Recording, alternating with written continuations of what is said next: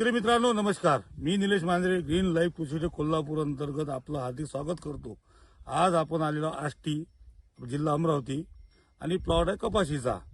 आज यावर्षी 2025 मध्ये जून महिन्यापासून तर आजपर्यंत जो काही पाऊस झाला त्या पावसामध्ये ज्या कपाशीच्या सध्या परिस्थिती आहे, कपाशी पिंगट पडली आणि क्वालिटी सोडलेली आहे आणि कापसाचं उत्पन्न सरासरी हे घटत आहे. अशाही परिस्थितीत ग्रीन लाईफ कृषी कोल्हापूर अंतर्गत एक ट्रीटमेंट झालेला प्लॉट आहे आणि ह्या प्लॉटमध्ये आजची कंडिशन कशा पद्धतीची आहे हेच पाहण्यासाठी, समजून घेण्यासाठी आणि शेतकऱ्याचं मनोगत घेण्यासाठी आपण सध्या प्लॉटमध्ये उभा आहे.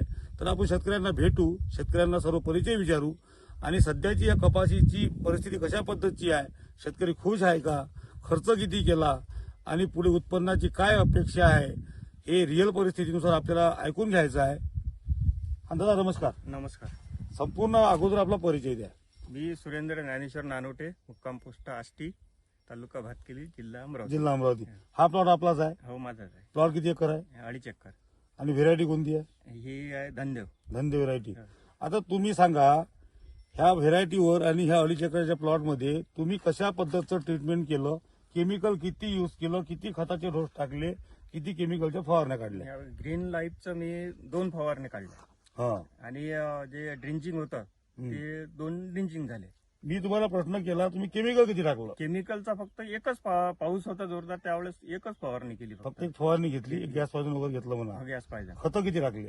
खत नाही टाकलं. शेतकरी म्हणतात खताच्या पिकत नाही. नाही, पण याचं ड्रिंचिंग झाला ना, त्याचा फायदा झाला सर. हा, म्हणजे तुमचं सांगायचं तात्पर्य एवढंच आहे, रासायनिक खत वापरलं नाही, कोरडवाहू शेती आहे, काळीचं शेत आहे आणि असे शेतामध्ये तुम्ही कोणतं केमिकल रासायनिक खत नाही वापरलं, फक्त एक नॉमिनल एक औषध मागं पुढे झालं आपलं, त्यामुळे एक तो केमिकलचा फवारा त्या वेळेला काढावा लागला. आणि आतापर्यंत ग्रीन लाईफचे 2 फवारणी आणि 2 ड्रिंचिंग झाले. काय वाटते परिस्थिती तुम्हाला? सध्या जे काही सध्या मार्केटमध्ये स्थिती आहे कपाशीची, ती अवस्था बघता तुमच्या कपाशीची अवस्था कशी आहे? माझी सुरुवातीपासूनच चांगली आहे सर.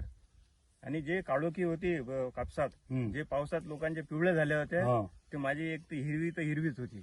आणि मालही बऱ्यापैकी 40-50 विचारत होते की हे तुमची व्हेरायटी कुठली आहे म्हणून. म्हणजे लोक व्हेरायटी विचारत होते, ट्रीटमेंट काय हे नव्हते विचारत. हे मानसिकतेचा खेळ प्रत्येकाचा. आता मला सांगा, खर्च किती झाला तुमचा, जो काही खर्च असते? ग्रीन लाईफचा माझा समजा 15,000 रुपये खर्च झाला. म्हणजे 2.5 एकरावर 15,000 रुपये खर्च, तर सरासरी 6,000 रुपये एकराचा खर्च झाला. आणखीन आपल्याला 2 फवारण्या घ्यायच्या आहे, एक 2,000 रुपये एकराचा खर्च जरी पकडला अधिक, तर सरासरी अजून एक म्हणजे 8-9 हजारापर्यंत आपला खर्च होते. आता एवढा खर्च करून ह्या 2 फवारणीचा आणि 2 ड्रिंचिंगचा तुम्ही खुश आहात का? हाय, समाधानी आहे. समाधानी आहे.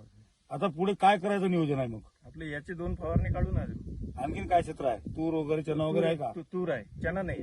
चना नाही आहे, तुरीवर करायचं आहे. तुरीवर करायचं आहे. तुम्ही खुश आहे ना? हो हो, एकदम. म्हणजे सध्याची जी परिस्थिती आहे, कारण का कपाशीच्या अशा हालअपेष्टा झाल्या यावर्षी, कपाशीला एकही 2 क्विंटल 3 क्विंटल होते का नाही त्याची गॅरंटी नाही आहे. अशाही परिस्थितीत ग्रीन लाईफच्या फवारण्यामुळे, ट्रीटमेंटमुळे तुमचा प्लॉट ह्या स्थितीमध्ये आहे, ज्या स्थितीमध्ये कपाशीच्या जवळपास गळण कोणत्या प्रकारची नसून सरासरी मोठं बोंड काही प्रमाणात आणि बऱ्यापैकी एक 50 ते 60% प्रमाणात असं हे बारीक बोंड कपाशीनं सेटल केलेलं आहे. अशाही परिस्थिती तर झालंच आहे. हा, 50 म्हणजे जवळपास एक 40-50 अशा पद्धतीचे पाते आणि फुटवे दाखवा. अशाही परिस्थितीमध्ये दाट असून दाट ठिकाणी फुटवे पाहा.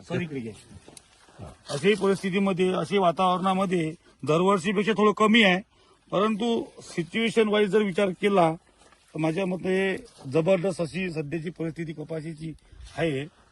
तर शेतकरी मित्रांनो आपण बघू शकता, एक शेतकरी आहे, शेतकऱ्यांची आपण मुलाखत घेतली. त्या मुलाखतमध्ये आपण एकच शेतकऱ्याला प्रश्न केला की केमिकल किती वापरलं. शेतकरी म्हणतो केमिकल वापरलं नाही. आणि आपण शेतकऱ्याला विश्वास येत नाही की बा केमिकल शिवाय जमीन पिकतच नाही. हे ताजं उदाहरण आणि परिस्थिती बघून अशाही परिस्थितीमध्ये ग्रीन लाईफ कृषी कोल्हापूर कशा पद्धतीचं जमिनीवर काम करत आहे, शेतकऱ्यांना रिझल्ट देत आहे, हे दाखवण्याचं याच्या मागचं माध्यम होतं. आणि म्हणून हा व्हिडिओ केला, तुमच्यापर्यंत पोहोचला पाहिजे. आणखीन जर तुम्हाला ग्रीन लाईफविषयी माहिती घ्यायची असेल तर लिंकवर जायचं, ह्या व्हिडिओवर जायचं, त्याच्याखाली तुम्हाला शेतकऱ्याचा नंबर आणि आमच्या डिस्ट्रीब्युटरचा नंबर मिळेल.